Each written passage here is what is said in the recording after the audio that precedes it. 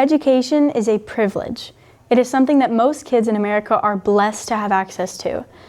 While this is undeniably true, it does not invalidate the fact that the American education system is not exactly in the best state. Students of all ages are exposed to violence at school, which can easily hinder social skills. This not only limits access to learning, but also undermines the purpose of public education altogether. Schools even face violence from teachers and staff, who can be emotionally, mentally, or even physically abusive to students. Unfortunately, justice is often not served to the students that experience this, and discipline is often not provided to those who inflict such violence. Not only this, but classroom management is often flawed due to high student-to-teacher ratios, which can lead to unnoticed or ignored conflicts between students. Teachers often struggle to manage a large number of students simultaneously, creating a lack of connection and making it less likely for students to seek help, either academically or socially. Every person learns differently, and teachers struggle to adapt their classrooms to accommodate every student's learning style. While one student may learn best by listening, another may need silence to focus. These problems do not improve as students get older.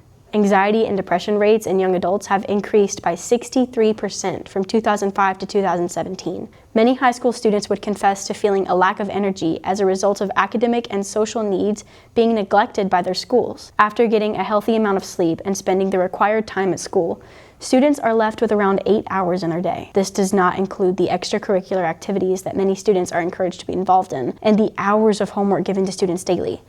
Academic pressure has many kids spending every waking hour of their day stressing and studying for school. The expectations that schools have for their students are contradictory, and students rightfully find it difficult to measure up to those standards and feel as though they are good enough. How can we improve these faults? We could start by acknowledging that the human body needs rest and provide a time within the school day to take a break. While elementary schools usually offer recess, older students are stuck in their desks with little to no interruptions.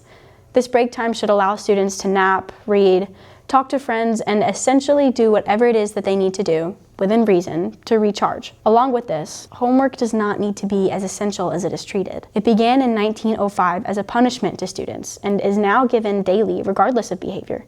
Teachers have no idea what goes on in a child's home life, and oftentimes doing schoolwork at home is unreasonable due to home conditions. Essentially, if school systems were more focused on students' well-being than numbers and statistics, the numbers would improve on their own. As stated before, access to education is a blessing, and by becoming more intentional in the classroom and taking note of what students really need rather than simply doing what's always been done, public education can be something students feel that they get to do rather than something forced upon them.